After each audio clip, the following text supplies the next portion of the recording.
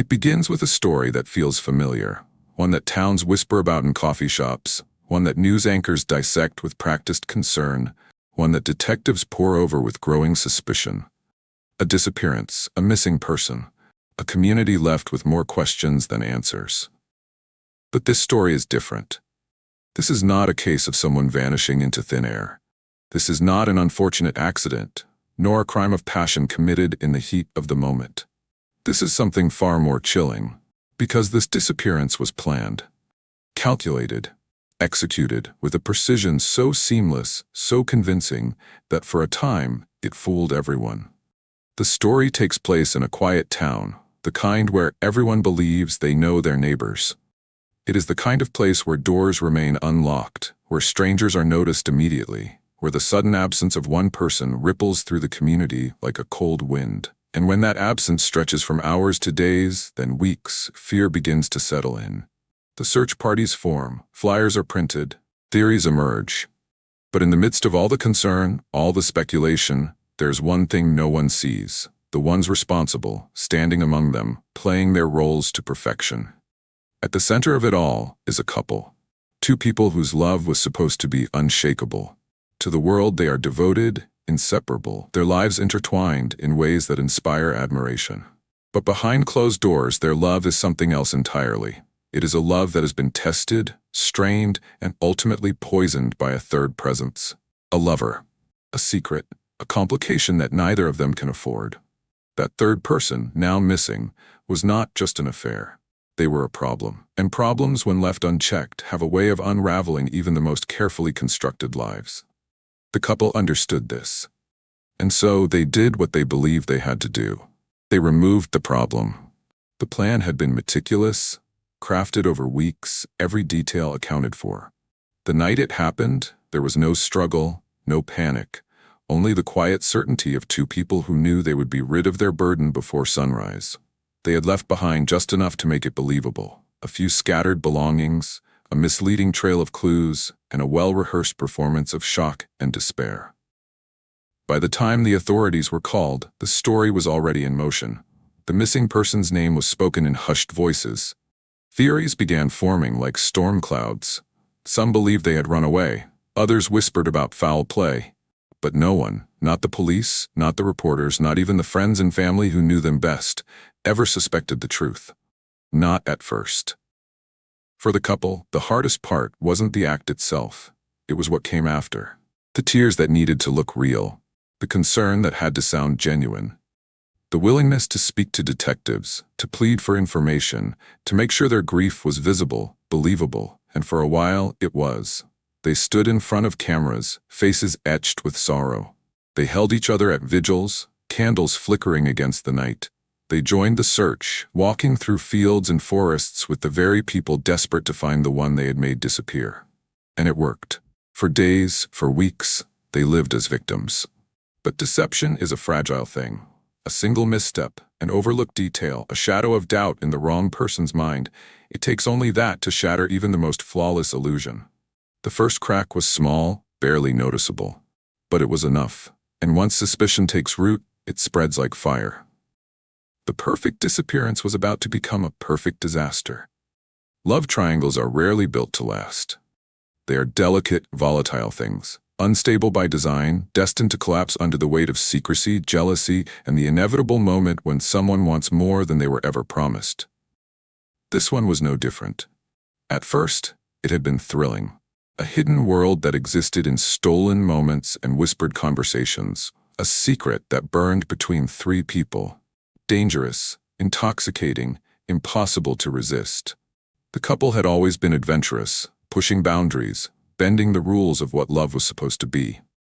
They convinced themselves that they could handle it, that what they had was strong enough to withstand the presence of another. But the third person had their own desires. What began as a casual indulgence quickly turned into something else. There were signs, early ones, ignored in the rush of excitement. A lingering glance held a moment too long, a touch that carried something deeper than simple affection. The rules that had been set, the unspoken agreements meant to keep everything in balance, were beginning to blur. And then came the demands. No one expected it to last forever. But no one expected it to end like this either. The third person, the one now missing, wanted more. More time, more commitment, more than what had been offered. They had begun to push, to pressure, to threaten in subtle ways. What had once been a secret pleasure was now a problem that refused to be ignored.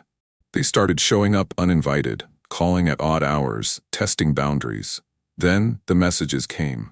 They weren't desperate, not at first. They were playful, teasing. But underneath there was an edge, a quiet warning, a reminder that they were no longer willing to be a secret, that they deserved more than stolen moments. The couple had always been careful. Their lives, their reputations, their future together, everything depended on discretion. And yet suddenly, their control was slipping. It was only a matter of time before someone else found out. The third person made that clear. If they wouldn't end their relationship and choose them, they would make sure the truth came out. The couple had spent years building their life together, and now, in the hands of someone they once trusted, it could all come crashing down. The arguments started. Late-night whispers turned into angry exchanges. The couple blamed each other, accused each other of letting things go too far. But beneath the fear, beneath the rising panic, there was something else. A single, unspoken thought. What if there was another way? A way to take back control. A way to silence the threat. A way to ensure that no one else would ever find out. It was not spoken aloud, not at first. But it didn't have to be, because the moment the thought entered their minds, it had already begun. And soon, the love triangle would collapse in the most final way possible. There is a moment in every crime where hesitation disappears, where the fear of consequences is swallowed by the fear of what happens if nothing is done, where morality, once a rigid structure, bends and breaks under the weight of desperation. For the couple, that moment came late one evening, in the dim glow of their kitchen, with voices low but trembling with something darker than fear. The third person, the one they once welcomed into their world, was no longer just a lover. They were a threat, a ticking time bomb. Every text, every unexpected visit, every veiled ultimatum brought them closer to disaster. It was no longer a question of if they would be exposed. It was when. And so the conversation shifted, from panic to planning, from what do we do to what must be done. It wasn't a simple decision, not at first. There were still traces of hesitation, remnants of who they had once been. The couple had never considered themselves capable of something like this. They were ordinary people. Good people even. But good people don't find themselves backed into corners like this. Good people don't have secrets that could destroy them. Good people don't have to choose between someone else's life and their own. That night, they laid everything out in brutal honesty. They could end the affair, cut all contact, beg for mercy. But that would leave them vulnerable, hoping that the third person's anger wouldn't push them to ruin everything. Hope was a dangerous thing to rely on. They could try to pay them off, buy their silence. But silence was never permanent, and money had a way of running out. Or they could ensure that no words, no threats, no confessions would ever leave their lips again. It wasn't spoken as a suggestion. Not at first. It lingered in the air, unacknowledged, unclaimed. A terrible thought neither wanted to be the first to say aloud. But they both knew. The moment it was considered, it was already real. And slowly, fear gave way to resolve. The breaking point had come. They could not afford to hesitate any longer. They would make the problem disappear. Permanently. Disappearances happen all the time. People leave, people run, people slip through the cracks of the world and are never seen again. But making someone disappear, truly disappear, is not so simple. It takes planning. It takes precision. It takes a mind willing to consider every angle, every possibility, every detail that could betray the truth. The couple understood this. They spent days crafting the perfect crime, working through every possible flaw in their plan, every gap that could lead back to them. If this was to work, it had to be seamless. The first step was setting the stage. A sudden disappearance without a trace would raise too many questions. It had to look natural, a departure, not an abduction. And so they laid the groundwork. They planted the seeds of a story long before the disappearance itself. The missing person had been unhappy, restless. At least, that's what the couple made sure people would believe. They had been acting strangely. talking about leaving town, dropping hints in passing conversations. The couple encouraged this narrative subtly, guiding it into existence without making it obvious. A word here, a comment there, small enough that no one would notice it at the time, but later, when they were gone, it would all make sense. And then, the night came. They had chosen a time when no one would be watching. Late enough that the streets were empty, that the world was asleep, that no one would hear what happened. They lured the third person out, using the same intimacy that had once connected them. A final conversation, a chance to reconcile, a promise of something more. But there would be no reconciliation. The moment they stepped into that car, their fate was sealed. The details of what happened next would never be spoken, not even between the couple. Some things were best left unspoken, even in the privacy of their own minds. What mattered was the result. When the job was done, there was no body to be found. No crime scene, no evidence to trace back to them, only an empty space where someone had once been. But a disappearance alone wasn't enough. There had to be a reason for it. And so they constructed one. They left behind just enough to suggest a departure, but nothing definitive. A few personal belongings abandoned in a public place. A half-written note, ambiguous enough to be misinterpreted. A trail of digital footprints. A search history suggesting travel, messages sent from a phone that would soon be wiped clean. By the time the sun rose, the illusion was complete. The couple went home, washed their hands, and lay beside each other in the quiet darkness, their hearts still pounding with the weight of what they had done. The world had not yet noticed the absence, but soon it would. And when it did, they would be ready. They would play their parts perfectly. They would be devastated. They would plead for answers. They would make sure that no one ever suspected the truth. Because as far as anyone would ever know, the missing person had simply left. And they were never coming back. Disappearance alone wasn't enough. It had to be believable. Every reaction, every emotion, every word spoken in public had to align with the illusion. This was not just a crime, it was a performance. And the couple? They had to be flawless. The first act began the morning after. The third person's absence was not immediately alarming. People go off the grid all the time. Phones die, plans change, messages go unanswered. But as hours turned into a day, then another, the first threads of concern began to unravel. The couple knew exactly when to act. They did not overreact too soon. That would be suspicious. Instead, they waited just long enough to make their worry appear natural. Then the phone calls began. First, casual, then urgent. They reached out to friends, colleagues, anyone who might have seen them last. Their voices were lined with carefully placed concern, not panic, not yet. That would come later. By the time they reported the disappearance, they were already deep in character. They gave statements with trembling voices, eyes brimming with the right amount of unshed tears. They repeated the same phrases over and over, making sure their version of events remained consistent. We don't know what happened. They were acting a little off, but we thought nothing of it. We just want them to come home. They attended the vigils. They lit candles.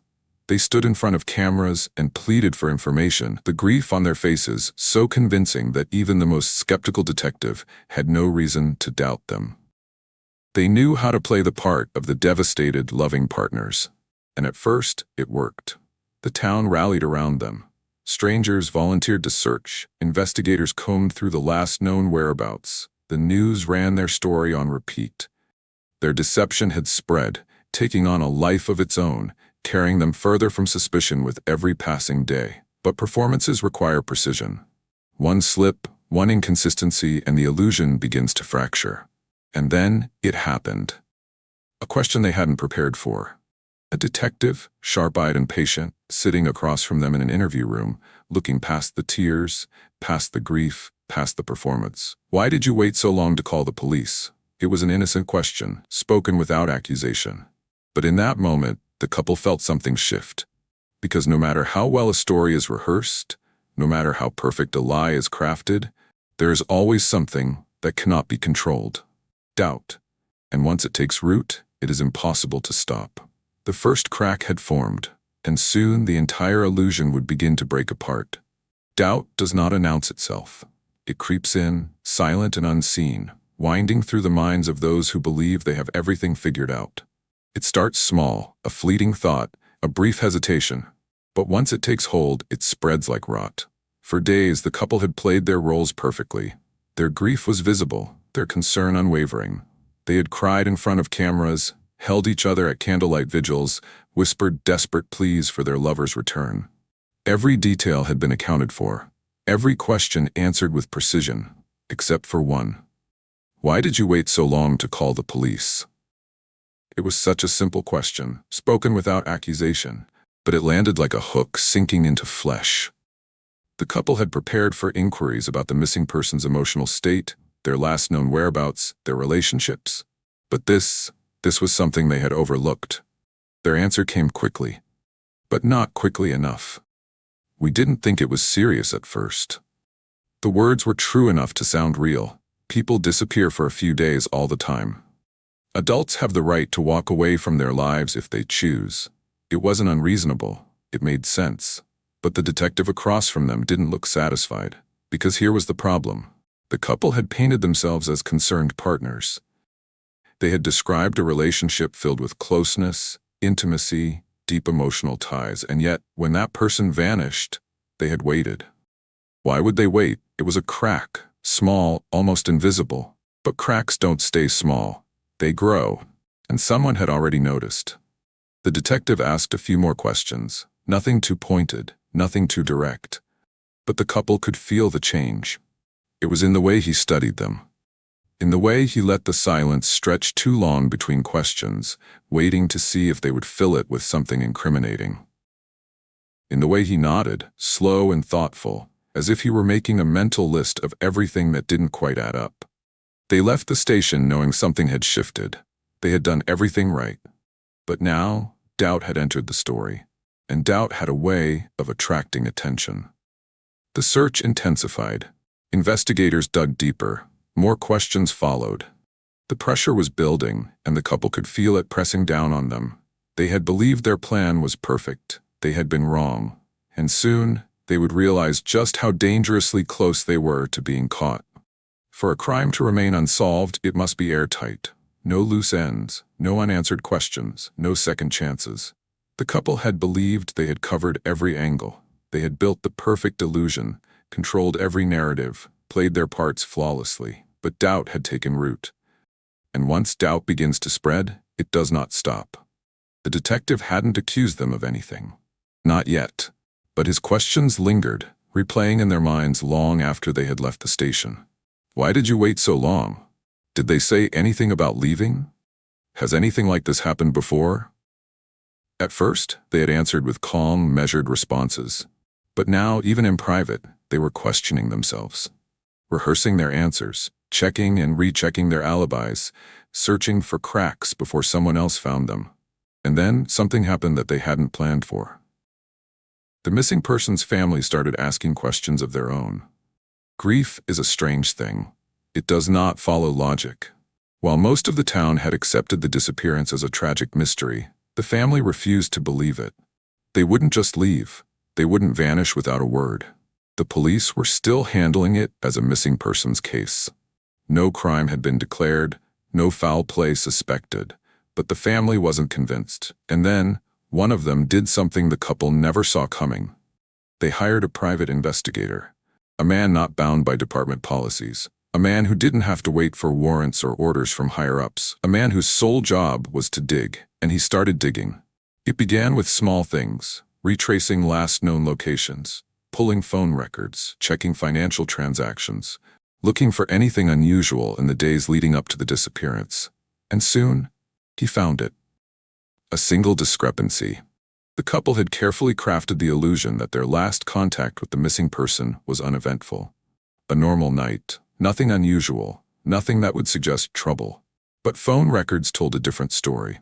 A call, late at night, almost an hour long, and then another call.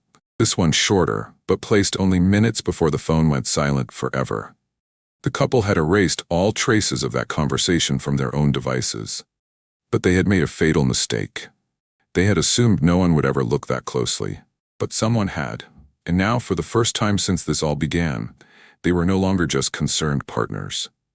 They were suspects, and the walls were beginning to close in.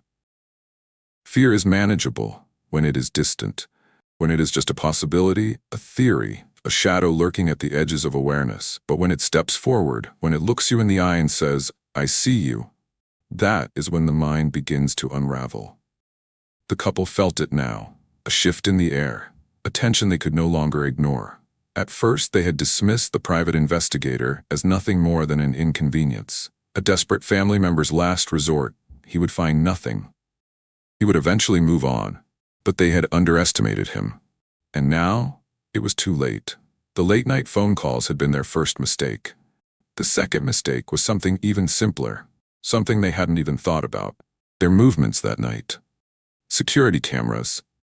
They had been careful, no obvious cameras at the meeting spot, no witnesses, but they had forgotten about the city's ever-watchful eye. A traffic camera had captured the missing person's car that night, exactly where the couple had claimed they weren't. A grainy image, barely clear enough to make out details, but enough to prove one thing: someone had lied. The private investigator took his findings to the police. And just like that, the case shifted. What had been treated as a simple missing persons case was now something far more serious. The word suspicious was used for the first time in an official report. And with that single word, everything changed. Detectives, once polite and understanding, became sharper, colder. Their questions became more pointed. Their eyes lingered longer when the couple spoke. Their silences stretched out, waiting for a mistake. And then, the moment that sent ice through their veins: a knock at the door. 2 officers stood there, their expressions unreadable. "We need you to come down to the station. No handcuffs, no accusations. Not yet. Just a simple request, a request they could not refuse." The trap had been set, and now they were walking straight into it. There is a difference between being invited to speak with the police and being summoned. The couple knew this. They had seen enough crime stories to recognize the shift. This was no longer a missing persons case. This was a hunt, and they were the prey. The drive to the station was silent. They didn't need to speak to know what the other was thinking. Every scenario, every question, every possible misstep ran through their minds. They had practiced their story. They had prepared for this. But preparation meant nothing when you were sitting across from a detective who already suspected you were lying. The interrogation room was smaller than they expected. No windows, just a table, 2 chairs, and a camera mounted in the corner.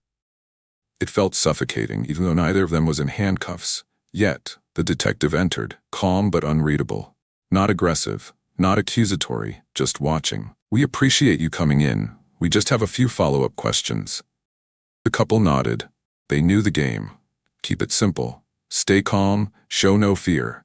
The detective started with easy ones, questions they had already answered. "Where were you that night? When was the last time you spoke with them? Did they say anything about leaving?" But then, the shift. "We checked the traffic cameras." A pause. "You said you hadn't seen them that night, but their car was spotted near your house." Another pause. "Why did you lie?" There it was, a direct accusation wrapped in a question. The room suddenly felt smaller, the air heavier. The couple had expected something like this. They were ready. "We forgot. It was late. We were tired. Maybe we saw them briefly, but it didn't seem important at the time." A reasonable answer. A mistake, not a lie.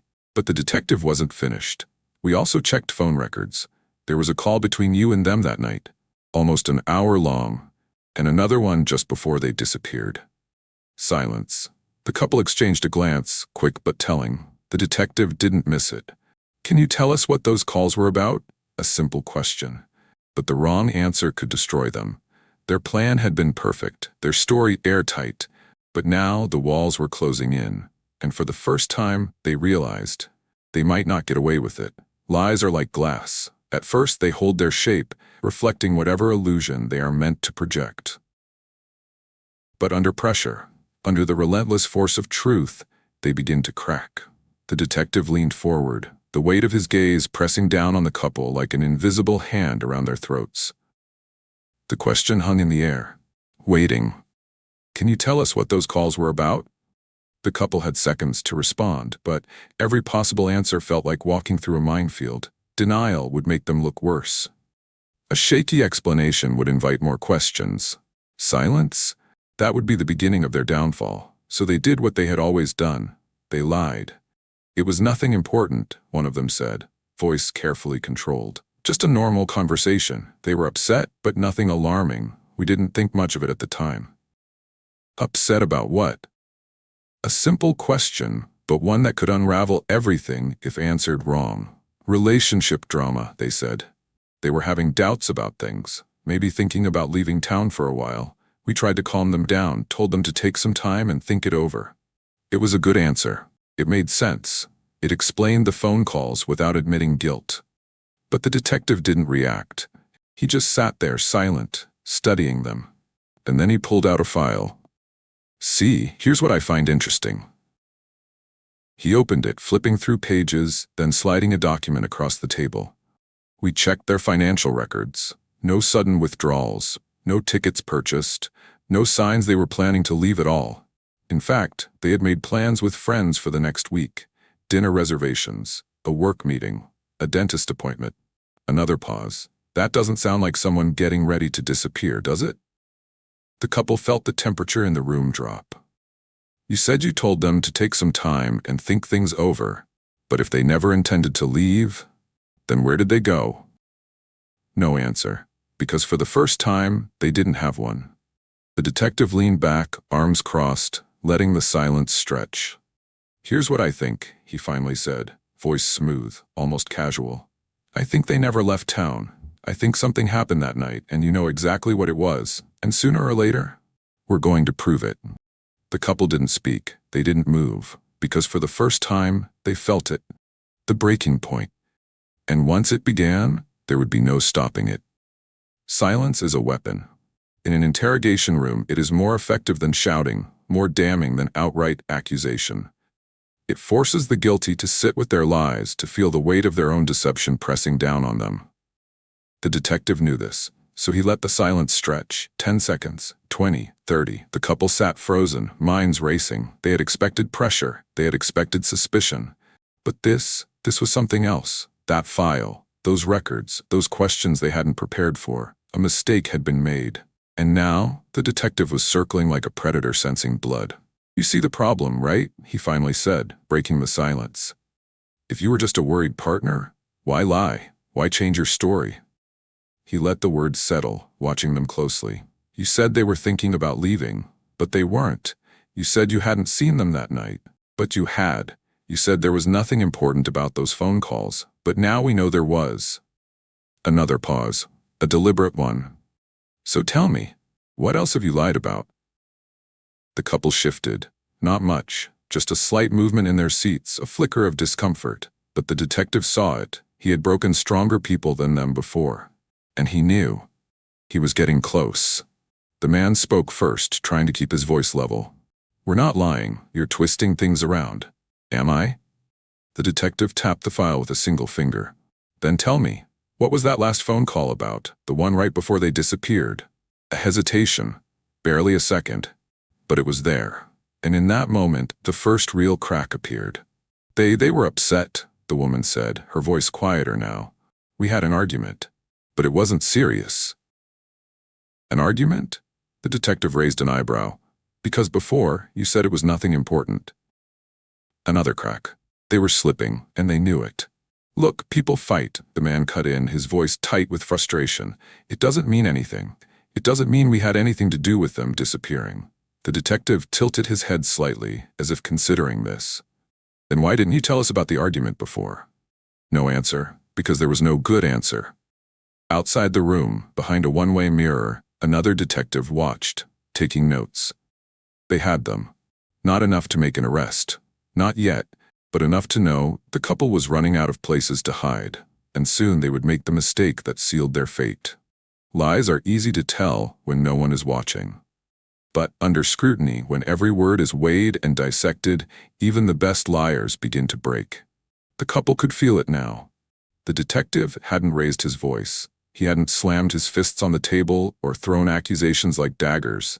He didn't need to. He was patient, calculated. He let them sit in their own discomfort, watching as the weight of their inconsistencies crushed them inch by inch, Let's go over this again, he said, voice steady. You argued with them, right before they disappeared, and you didn't think to mention that before?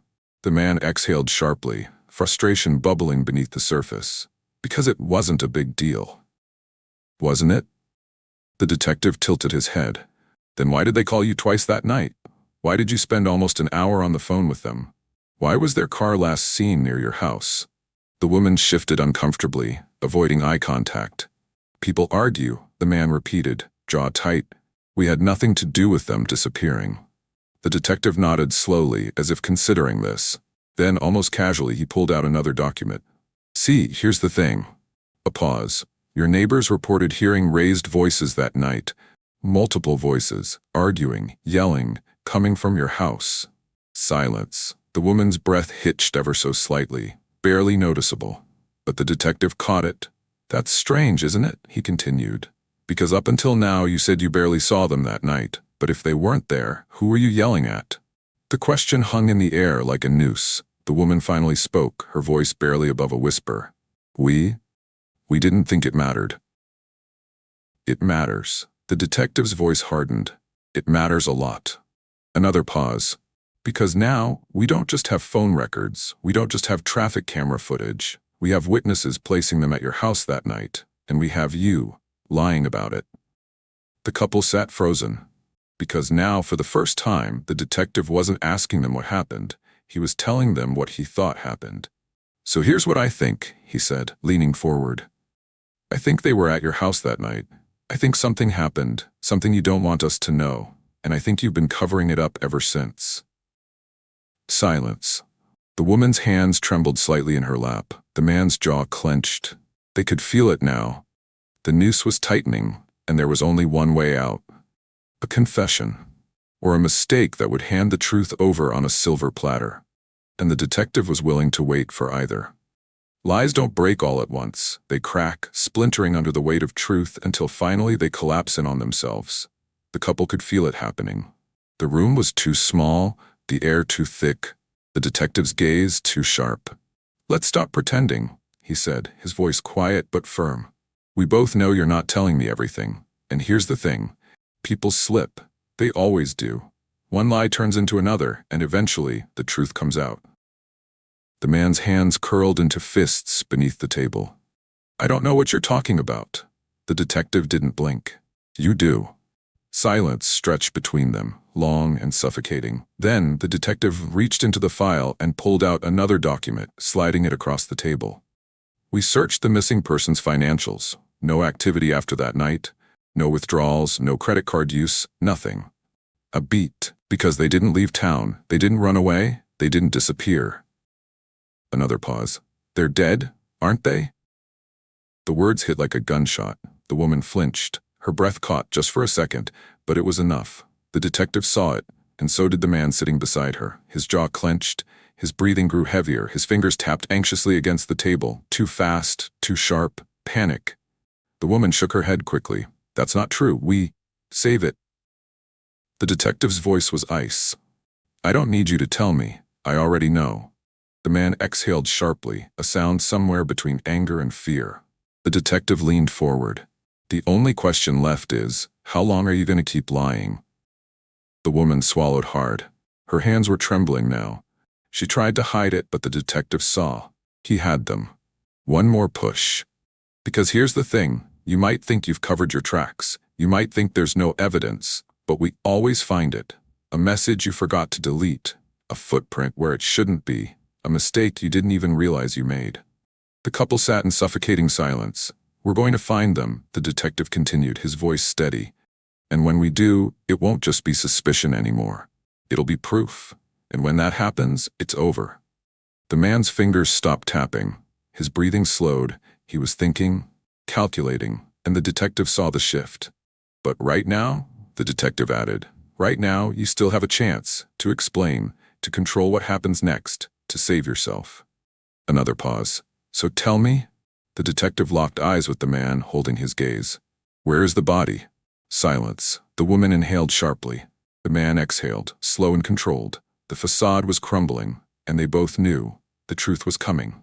There is a moment, just before a confession, when everything hangs in the balance. The air is thick with unsaid words. The mind races, weighing every possible outcome. The body betrays itself in small, almost imperceptible ways. The man sat still. Too still. The woman, however, was unraveling. Her fingers twitched, her breathing was uneven. Her eyes darted toward the detective, then away, then back again. The detective saw it. "Where is the body?" The question lingered, pressing down on them like a weight. The man exhaled sharply. "We already told you, we don't. Enough." The detective's voice was quiet, but there was steel behind it. "We have the phone records, the surveillance footage, the neighbors who heard the fight. We know they were at your house that night." The woman flinched. The detective didn't stop. "We know you lied. We know something happened. And soon, we're going to know everything."